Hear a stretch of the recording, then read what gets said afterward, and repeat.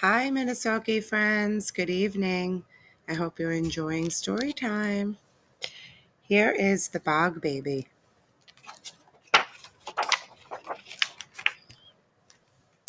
Long ago, when we were little, me and Chrissy did something bad. We said we were going to Annie's house to play, but we didn't.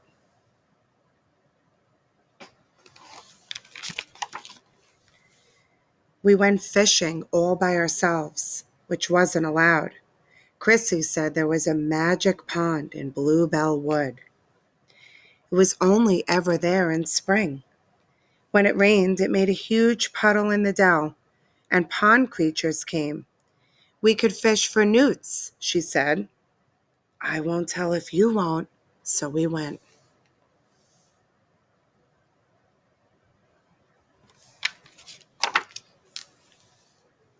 We found the pond. It was squelchy around the edge. The bluebells squeaked under our boots.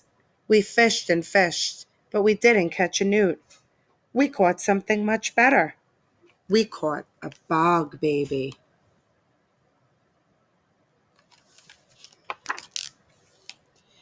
He was the size of a frog, only round and blue.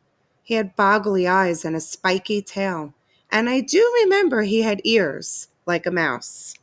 He came swinging through the flower stalks and jumped into the water. He floated up and down on his back and sucked his toes. That's when I fished him out. He didn't struggle. He sat in my hand and looked surprised. He was as soft as jelly, like he had no bones. When we stroked him, he flapped his wings. They were no bigger than daisy petals. They seemed too small for him to fly. Chrissy said he might be able to fly if we blew on his wings. We blew and blew, but all we did was blow him onto the mud. He didn't try to escape. He just sat still with his paws over his eyes.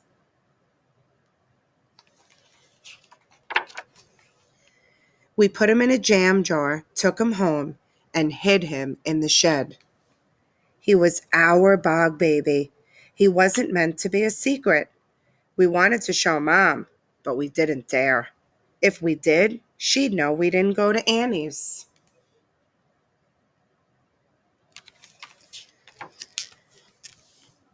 We made our bog baby a beautiful home in a bucket. Gravel, shells, clean water. Whenever he saw us, he jumped up and down. We picked him up and played with him. He was very ticklish. We fed him cake crumbs. We loved our bog baby.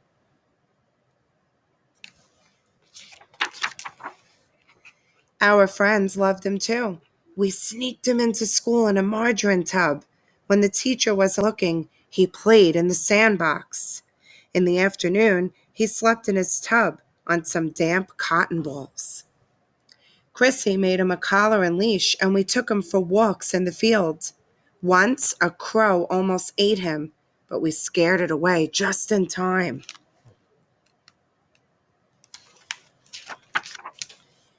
We took great care of our bog baby. At least we tried, but he got sick. He didn't jump up and down anymore. He turned pale and his wings drooped. He wouldn't touch his cake crumbs. We gave him all sorts, but he spat them out. We wanted to ask Mom for help, but we didn't dare because of Annie. But the bog baby got thinner. He wouldn't walk on his leash. He hid under his shell. He wouldn't come out no matter how much we loved him.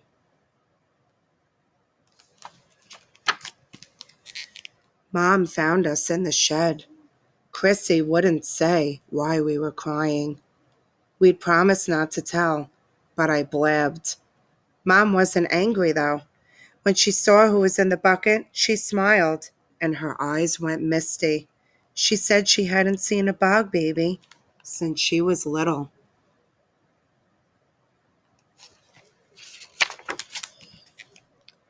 Please make him better, we cried. We love him so much.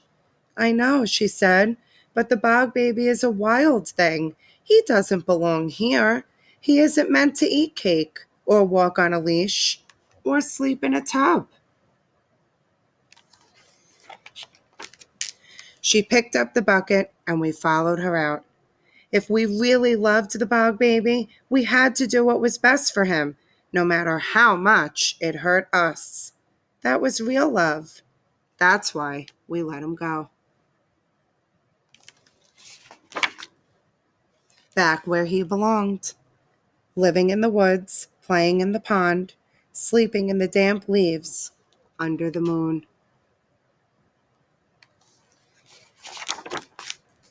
We never saw him again. I think he grew up and had babies of his own.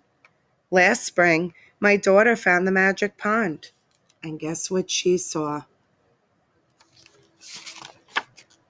Hundreds of bog babies swinging through the bluebells, catching flies, floating on their backs, sucking their toes. That's what she told me. And that's what I believe. Mrs. Ullah signing out. I hope you enjoyed.